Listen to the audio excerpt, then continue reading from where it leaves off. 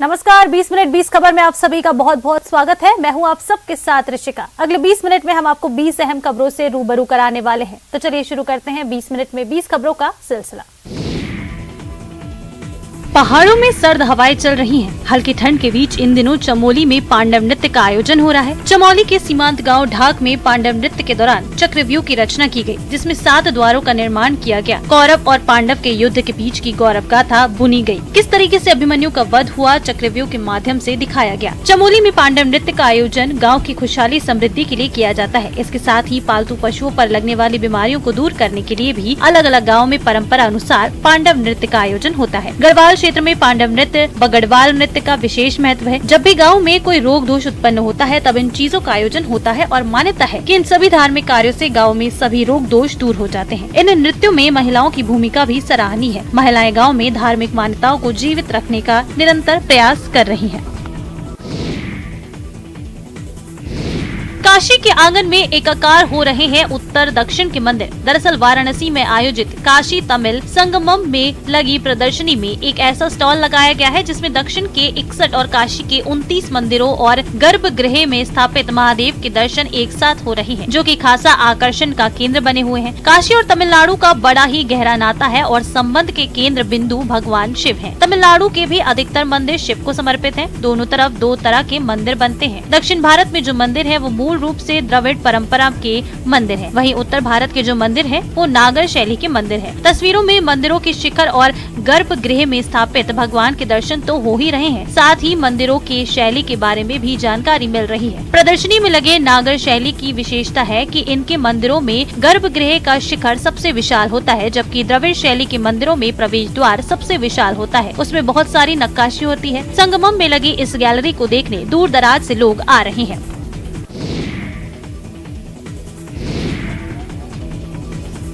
उत्तर में इस वक्त दक्षिण का मिलन हो रहा है। लगातार दक्षिण भारतीय यात्रियों का समागम में आना जारी है। ऐसे में अस्सी घाट पर प्रत्येक दिन विशेष आरती का आयोजन होता है। वाराणसी के अस्सी घाट पर सुबह की आरती विश्व प्रसिद्ध हो चुकी है, जिसे निहारने के लिए देश दुनिया के लोग आते हैं और काफी प्रभावित होते हैं। इस आरती में एक तरफ जहां दक्षिण भारतीय मेहमान पहुंचे हैं, तो वहीं दूसरी तरफ प्रसिद्ध गायिका मालिनी अवस्थी भी पहुंची। उन्होंने अस्सी घाट स्थित सुबह ए बनारस के स्थापना दिवस के आयोजन में भाग लिया। इस दौरान मालिनी अवस्थी ने उगते हुए सूर्य के साथ अपनी गायिका से सबको मंत्र मुग्ध कर दिया। उनके शास्त्रीय संगीत से घाट का कोना कोना गूंजायमान हो गया। उन्होंने काशी तमिल आयोजन की तारीफ करते हुए कहा कि काशी और कांची का संगमम हमारी संस्कृति को और मजबूत करेगा। हमारा धर्म कर्म सब एक है। ऐसे में ये संगमम एक भारत श्रेष्ठ भारत के सपने को साकार करेंगे। ऐसे आयोजन पूरे देश में होने चाहिए। जटाटवीगलज्ज्वलं प्रवाहपावितस्थले गलेवलम्बे लम्बिताम्बुजङ्गतुङ्गमालिकां डमट्टमट्टमट्टमन्निनादवड्डमर्वयं चकार चण्डताण्डवं तनूतु न शिवम्। सुना आपने। तीसरी क्लास में पढ़ रही 8 साल की रिया तिवारी माहेश्वर सूत्र से लेकर शिव तांडव तक सब फर्राटे से सुनाती है। इसके अलावा इतिहास, सामान्य ज्ञान, गणित, विज्ञान और अंग्रेजी जैसे विषयों पर भी रिया की बराबर की पकड़ है। इन विषयों से संबंधित प्रश्नों की उत्तर भी वो बेबाकी से दे देती है। नन्ही छात्रा की मेधा देखकर हर कोई दांतों तले उंगली दबा रहा है। रिया को विश्व के महाद्वीप, महासागर के नाम, विश्व के देश, राजधानी और मुद्राएं, भारत के राज्य, राजधानी, भारत के सभी जिले, भारत के सभी बड़े बंदरगाह, प्रमुख राष्ट्रीय उद्यान, भारत में बहने वाली प्रमुख नदियाँ, राष्ट्रपति उपराष्ट्रपति के नाम बचपन से ही कंठस्थ हैं। संस्कृत में सबसे कठिन माने जाने वाले माहेश्वर सूत्र, शिव तांडव और गीता के तमाम श्लोक भी रिया को कंठस्थ हैं। रिया इंटरमीडिएट तक की किताबें आसानी से पढ़ लेती है। इस वर्ष हुई शिक्षक पात्रता परीक्षा के 50% से अधिक प्रश्नों को रिया ने आसानी से हल कर दिया था। रिया की प्रतिभा को देखकर लोग अचंभित हैं। मेरठ की एक युवा चित्रकार हर्षिता की पेंटिंग आजकल सभी का ध्यान अपनी तरफ खींच रही है। आपको जानकर हैरत होगी, लेकिन युवा चित्रकार हर्षिता बस कुछ देर किसी भी आकृति को देख लेती हैं, तो उसे पल भर में ही पेपर पर उकेर देती हैं और फिर उसमें रंग भरकर बिल्कुल वैसा ही बना देती हैं जैसा वो रियल में है। मेरठ के अलग अलग जगहों पर जाकर ये बेटी लाइव पेंटिंग करती है तो देखने वालों का तांता लग जाता है। ग्रेजुएशन पूरा कर चुकी हर्षिता को लाइव पेंटिंग का शौक है। इसकी शुरुआत उन्होंने मेरठ के टॉकिंग पॉइंट्स की पेंटिंग कर की है। हर्षिता कहती हैं कि मेरठ का इतिहास सबसे बड़ी लड़ाई का गवाह है। इसके इतिहास को जनता को जानना चाहिए, इसलिए मैं इसे चित्रों में सजाना चाहती हूँ। पिकासो, मकबूल, फिदा हुसैन की पेंटिंग से प्रेरित हर्षिता चित्रकारी के क्षेत्र में जेंडर इनइक्वालिटी को खत्म करना चाहती है। हर्षिता कहती हैं, आज तक मैंने किसी फीमेल पेंटर का नाम नहीं सुना। कहीं भी चर्चा होती है तो हमेशा मेल पेंटर्स का नाम सामने आता है। उन्हें ही लोग अपनी इंस्पिरेशन बनाते हैं, जबकि लड़कियां खुद कितना अच्छा पेंट करती हैं। हर्षिता चाहती हैं कि वो समाज में फीमेल पेंटर्स की प्रेरणा बने। हर्षिता कहती हैं, उन्होंने कहीं से पेंटिंग नहीं सीखी, सेल्फ प्रैक्टिस से ही ये हुनर अपनाया है। 1 घंटे में वो किसी भी लाइव पेंटिंग को कंप्लीट कर सकती हैं।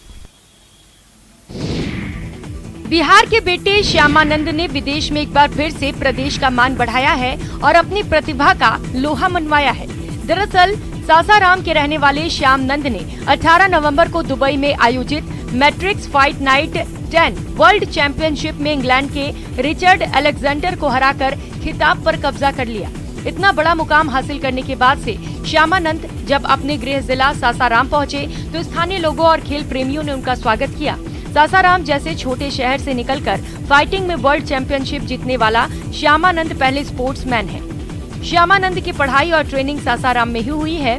वे करण सराय मोहल्ले के रहने वाले हैं। इन्होंने अपने प्रतिद्वंदी इंग्लैंड के रिचर्ड अलेक्जेंडर को नॉकआउट में पराजित कर हिंदुस्तान का मान बढ़ाया। श्यामानंद कहते हैं कि उनके सफलता में सबका योगदान है। जिले के लोगों को उनसे बहुत आशा और उम्मीदें हैं। अपने माता पिता के साथ पूरे शहर का मान सम्मान बढ़ाना ही उनका लक्ष्य है।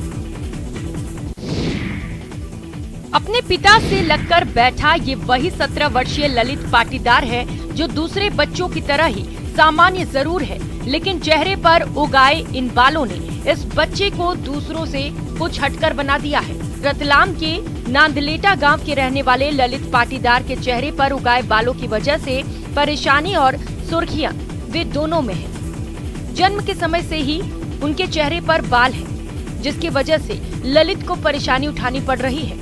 नाक में बाल बढ़ने से सांस लेने में परेशानी, तो कान में बाल बढ़ने से सुनने और दवाई डालने में परेशानी होती है। हालांकि 17 सालों से अब इन बातों की आदत ललित को पड़ चुकी है। पहले तो चेहरे पर बाल देखकर दूसरे बच्चे उसे चिढ़ाते और परेशान करते भी थे, लेकिन अब सभी ललित की परेशानी को समझते हैं और दोस्त बनकर उसकी मदद भी करते हैं। ललित के जीवन में परेशानियां बहुत हैं, लेकिन उससे वो बिल्कुल भी प्रभावित नहीं है और अपनी इस कमजोरी को ही हथियार बनाकर ललित सोशल मीडिया की दुनिया में छा जाना चाहता है। अपनी सोच की वजह से वो YouTube और Instagram पर अपने वीडियोस अपलोड कर फॉलोअर्स की संख्या 1 लाख के पार कर चुका है, जो आगे आने वाले भविष्य में 10 लाख तक ले जाना चाहता है। छत्तीसगढ़ के कोंडागांव के मसोरा गांव का एक कुआं इन दिनों सबके आकर्षण का केंद्र बना हुआ है। दरअसल इस कुएं का पानी पिछले 6 महीने से उबल रहा है। हालत ये है कि कुएं के अंदर गर्म पानी का भाप ऊपर तक दिखाई दे रहा है। पहले इस कुएं के पानी का इस्तेमाल खाने पीने के लिए किया जाता था। 6 महीने पहले कुएं के पास एक पेड़ में बिजली गिरी। उसके कुछ दिन बाद कुएं से गर्म पानी निकलने लगा।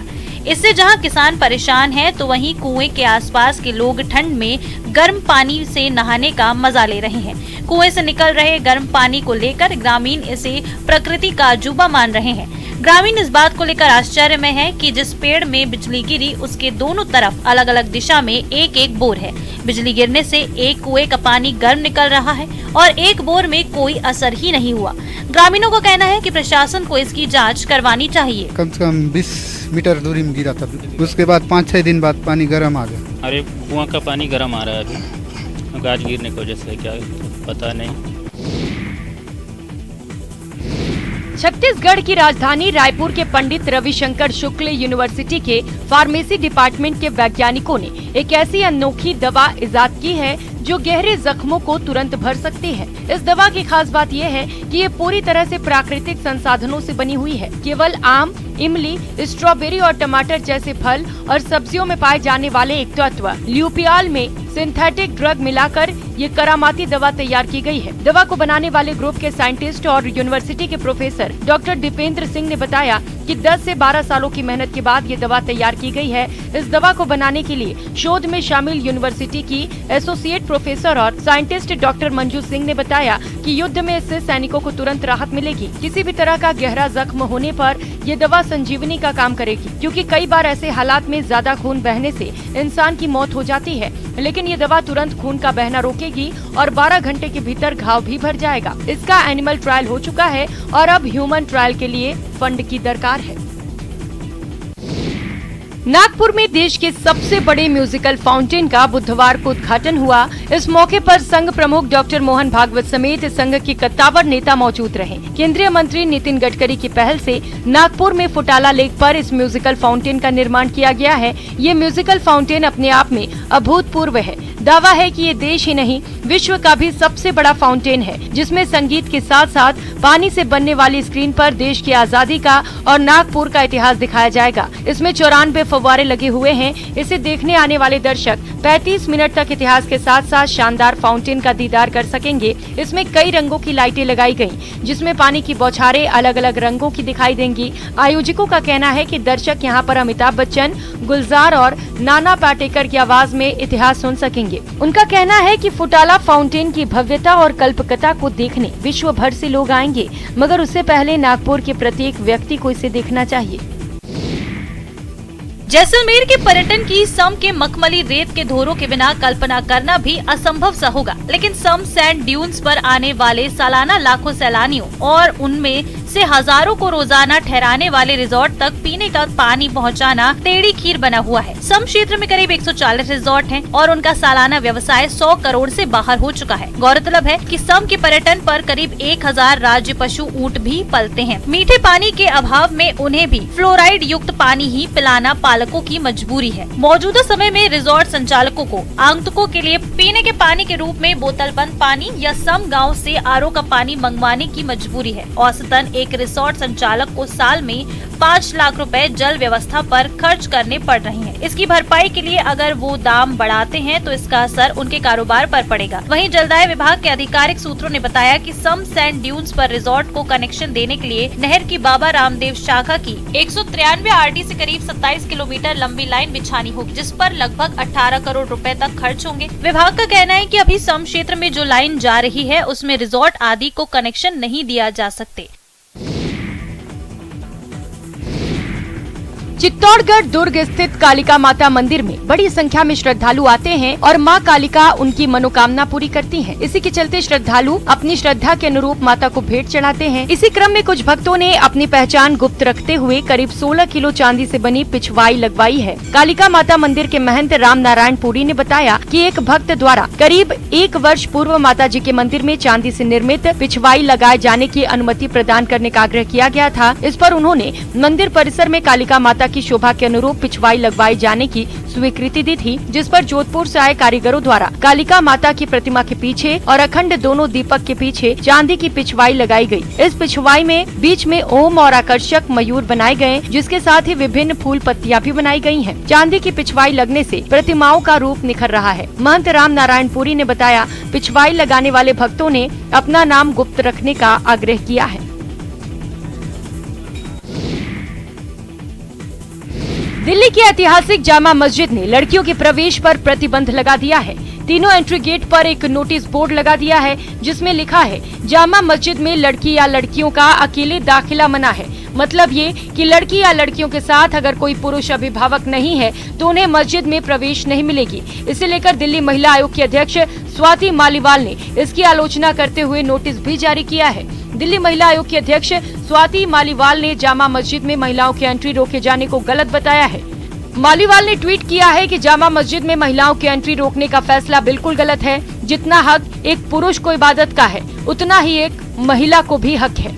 इस तरह महिलाओं की एंट्री बैन करने का अधिकार किसी को नहीं है। वहीं इसको लेकर महिलाओं ने अपनी नाराजगी भी जताई है।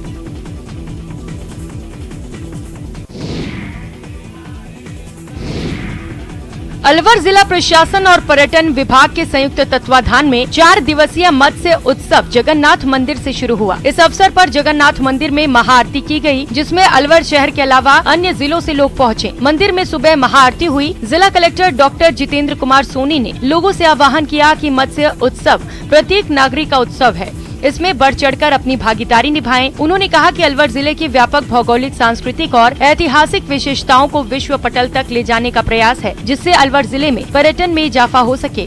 अलवर में पर्यटन की असीम संभावनाएं हैं। अलवर जिले के बानसूर में मत्स्य उत्सव के तहत साइकिल रैली कार्यक्रम का आयोजन किया गया। साइकिल रैली बानसूर के सुभाष चौक से शुरू होकर मेन बाजार होते हुए बालावास रोड पर जाकर समाप्त हुई। साइकिल रैली में बानसूर के तमाम ब्लॉक स्तरीय अधिकारी और स्कूली बच्चे सहित स्काउट गाइड के विद्यार्थियों ने भी हिस्सा लिया।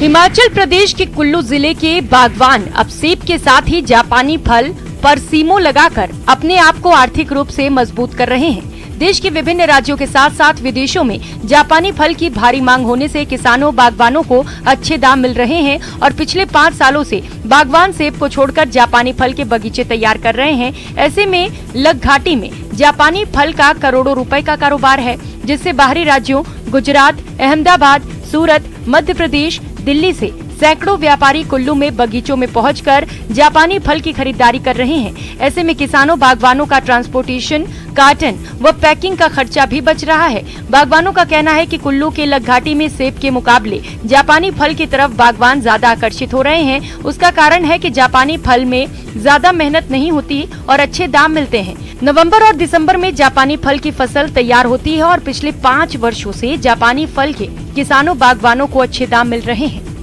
पिछले 4-5 सालों से है जापानी की फसल के जो हमारे किसान बागवानों को अच्छे रेट मिले हुए, जिसकी वजह से हमारे जो युवा साथी है या अन्य किसान है इसकी ओर काफी अग्रेसिव हो रहे हैं। प्यार तो प्यार होता है, चाहे वो इंसान से हो या पालतू जानवर से।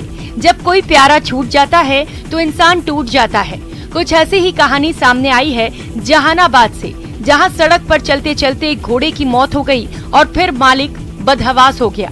घोड़े से लिपटकर मालिक रोता रहा, बिलखता रहा। लोग भी इस अटूट प्रेम को देखकर भावुक हो गए। घोड़े और उसके मालिक के बीच का प्यार देखकर राहगीरों की आंखें नम हो गईं। दरअसल जहानाबाद से एक दिल को छू लेने वाली तस्वीर सामने आई है। जहानाबाद में घोड़े की अचानक मौत पर घुड़सवार फफक कर रो पड़ा। घोड़े का मालिक रंजू शर्मा बड़े शान से हुलासगंज बाजार से घोड़े पर सवार होकर अपने गांव मोकीमपुर लौट रहा था। इसी दौरान रघुनाथपुर गांव के पास घोड़ा अचानक सड़क पर लड़खड़ाकर गिर पड़ा और उसकी मौत हो गई। अपने प्रिय घोड़े की मौत पर उसका मालिक बदहवास हो गया और घोड़े से लिपटकर रोता रहा। घोड़े से लेकर उसके मालिक का प्यार लोगों के लिए चर्चा का विषय बना हुआ है। पन्ना में बाघ पुनर्स्थापना योजना लागू होने के बाद अब टाइगर रिजर्व में पर्यटक बाघों का दीदार करने के लिए दूर दूर से आ रहे हैं। टाइगर रिजर्व में पर्यटकों को एक नहीं बल्कि 3-3 बाघों के एक साथ दीदार हो रहे हैं। ऐसा ही कुछ आज पन्ना टाइगर रिजर्व सफारी करने गए पर्यटकों को ऐसा रोमांचकारी नजारा देखने को मिला जिसे देखकर पर्यटक खुश हो गए। दरअसल बाघिन P141 अपने दोनों शावकों के साथ आए दिन चहलकदमी करते पर्यटकों को दिखाई दे रही है। डर और रोमांच के बीच पर्यटकों ने नजारा अपने कैमरे में कैद कर लिया। ताजा वीडियो इन दिनों सोशल मीडिया में जमकर वायरल हो रहा है। आपको बता दें, PTR का क्षेत्र वर्ष 2008 से 9 में बाघ विहीन हो चुका था। यहाँ एक भी बाघ नहीं बचे थे, लेकिन तत्कालीन फील्ड डायरेक्टर श्रीनिवासन मूर्ति और जन सहयोग से बाघ पुनर्स्थापना योजना लागू की गई। बाघों का संसार दोबारा बसाने के लिए तत्कालीन प्रबंधन ने दिन रात मेहनत की और आज यहाँ 70 से ज्यादा बाघों का कुनबा है। ये तो पुलिस ने सुविधा के लिए लगाए हुए, देखिए क्या होता है। जिस पुलिस को देखकर हर किसी की हालत खराब हो जाती है, लेकिन उसी पुलिस की हालत खराब होती दिखे तो आप क्या कहेंगे।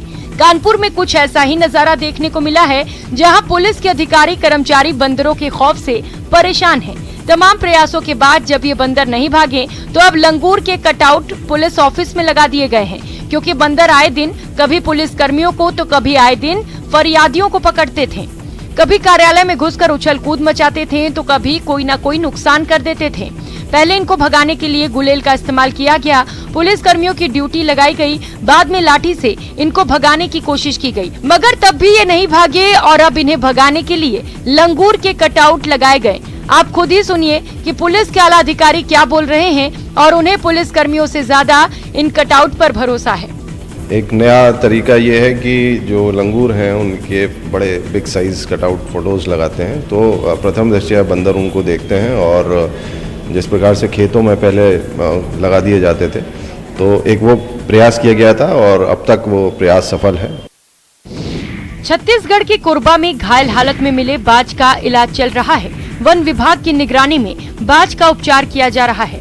तस्वीरें उसी घायल बाज की हैं, जिसे जख्मी हालत में पकड़ा गया था। शुरुआती उपचार देने के बाद उसकी स्थिति पर नजर रखी जा रही है। कुछ लोगों ने जख्मी बाज के पंख से छेड़खानी की थी, जिसके कारण वो अभी उड़ने में असमर्थ है। सूचना के बाद वन विभाग ने घायल बाज को अपने कब्जे में ले लिया और पशु चिकित्सक द्वारा उपचार कराया। अब उसे बेहतर भोजन से लेकर समुचित इलाज दिया जा रहा है, जिसमें वो फिर से उड़ने के काबिल हो सके। कोरबा वन परिक्षेत्र के रेंजर सियाराम कर्माकर ने बताया कि उसके पैर और पंख वाले हिस्से में कुछ जख्म है। कुछ दिन में बाज स्वतंत्र रूप से उड़ सकेगा। बता दें कि वन मंडल कोरबा के कुछ इलाकों में अलग अलग मौकों पर बाज को आसानी से देखा जाता है। ऐसे में बाज के शिकार के भी मामले सामने आते रहते हैं। संभव है कि ये बाज भी शिकार की कोशिश में ही घायल हुआ है।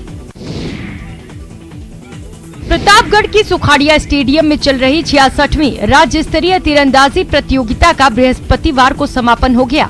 5 दिनों तक हुए विभिन्न मुकाबलों में छात्र और छात्रा वर्ग में बीकानेर और जयपुर का दबदबा रहा। प्रतियोगिता में 482 खिलाड़ियों ने हिस्सा लिया। जिला प्रमुख इंदिरा मीणा ने विजेता खिलाड़ियों को पदक प्रदान किए।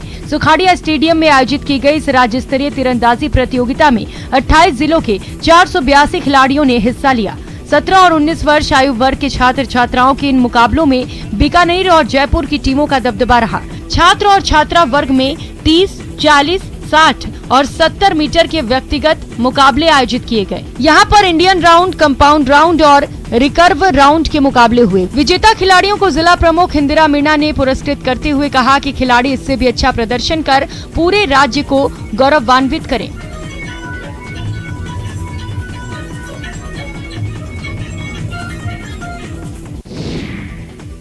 और चलिए इस बुलेटिन में फिलहाल इतना ही। आप देखते रहिए न्यूज़ 18 राजस्थान।